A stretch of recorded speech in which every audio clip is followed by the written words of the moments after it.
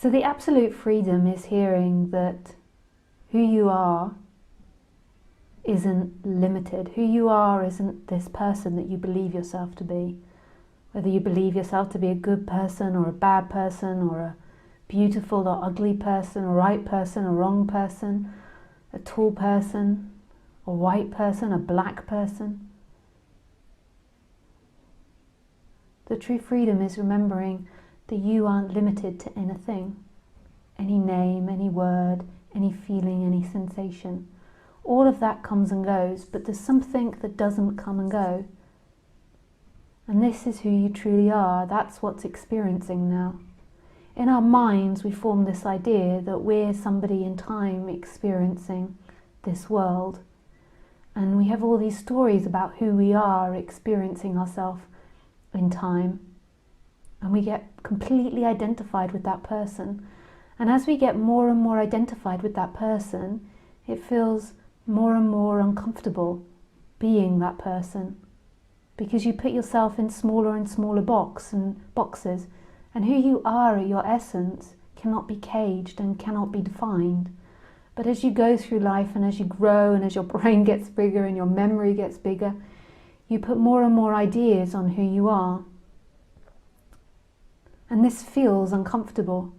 And as this discomfort forms in the body, you seek to find refuge from that discomfort. So you seek in what the only place you know, in time and in things, to find refuge from feeling uncomfortable. So you look to the future to try to find that moment of not feeling uncomfortable, when it's never going to be found in the future. It will only ever be found in what you already are. But the mind can't comprehend that. The mind thinks in future, past, right and wrong, good and bad. Basically, the mind can only think in time. So it can only think at arriving somewhere. And this dynamic grows. The mind is a problem solver, so it begins to realize it feels uncomfortable and it wants to solve that problem, and it keeps looking in time. When I buy the new house, when I have kids, when I get enough money, when I lose weight, when I become a man, when I become a woman, when I find a lover, when I find the perfect lover, when I stop being ill, when I, etc. It goes on forever. When I get a new car, when I get this, when I get that, I will then arrive and be able to relax. Then it turns on to spirituality, and you begin to think, when I'm unconditioned, when I have no me, when I'm not someone, when I have no conditioning, when I do not feel emotions anymore. And all of this is about you arriving in time, that you're going to get there. But who is going to get there? Who's going to arrive at this destination that you so badly dream of? Who is this person that believes it's in relationship to everything? And this is the lie, that you are that person. Who you are is a live presence with thoughts and ideas and feelings and emotions and sensations arising and disappearing in that. And this energy is claiming, that is who I am. I am a person. I am somebody that was born. I'm somebody that walks through life. I'm somebody that's this or that or da da da da da da da da. On it goes. But you're not anything. Right here, right now, you're absolute, innocent, vulnerable presence. When I say vulnerable, I don't mean that presence is vulnerable, but this nakedness, presence, this alive presence, which isn't anything, and yet is everything. And this is the absolute freedom. It's got nothing to do with concepts. In fact, you can even forget all the concepts that I've said when they've done their job, or when you've begun to see what's not true. But it's really not about you coming to a new conceptual realization about anything. And even what other teachers say isn't true. There's nothing that's true in words. What is true is this presence.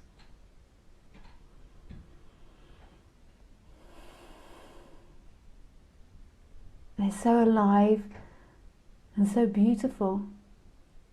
This.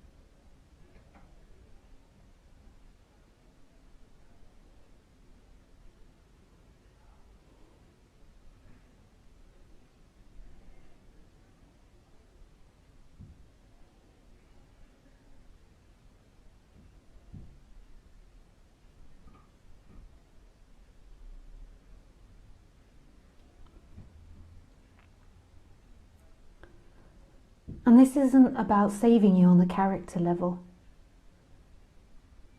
You know, nobody can do that on the character level. Nobody can save you. People can suggest ideas and they can present stuff. And then there can either be a resonance with that on the character level. So say on the character level, you know, you've been traumatized, or you need therapy or whatever it is, or you do emotional release. Nobody can actually save or know what the best thing is for you. But you can engage in it, and if it resonates with you, then you do it. But you're never going to be saved by someone.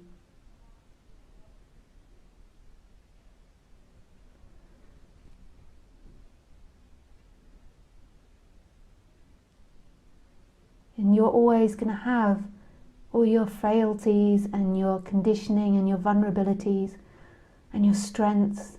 That's part of being human. This process isn't about escaping that. This process is about totally embracing what you are on the human level. And at the same time, there can be a healing in that, because sometimes the human level needs to be healed to an extent. It's got itself into a lot of negative thinking or a lot of negative patterns. But nobody can save you. No one's going to make you totally unconditioned and totally free on the human level.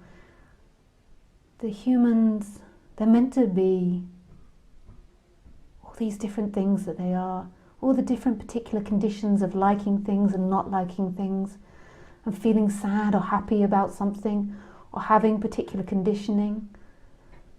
Often I find that people believe they're going to get to a stage of no conditioning, and that's not the case. You're never going to get to that stage of no conditioning, and your desire and hope for it is a false illusion. It goes along with that idea of arrival, that one day you're going to arrive. You are never going to arrive, because who are you? You are what you are in this moment, and if that's vulnerability and heartache, that's what it is. If it's joy and bliss, that's what it is. If it's stomachache and giggles, that's what it is. You're not going to arrive on that level. And that waiting for it is the illusion that you will get there. Your home is here.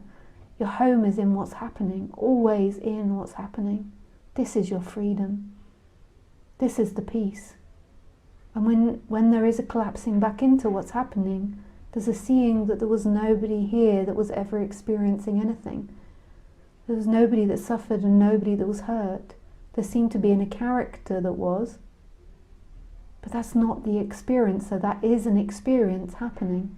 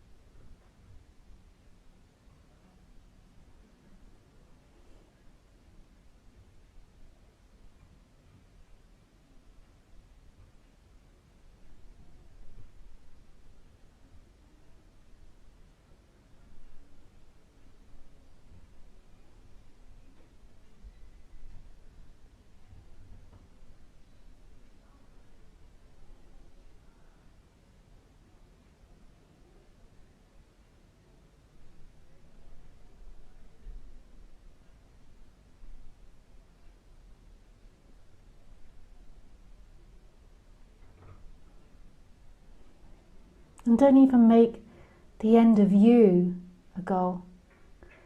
This is such a trick as well. I really dislike it when people ask me if there's still a me left inside. Is there still a person left inside? Because what you're pointing to is what the part that's been forgotten, that there is nobody, but there is a character that comes and goes.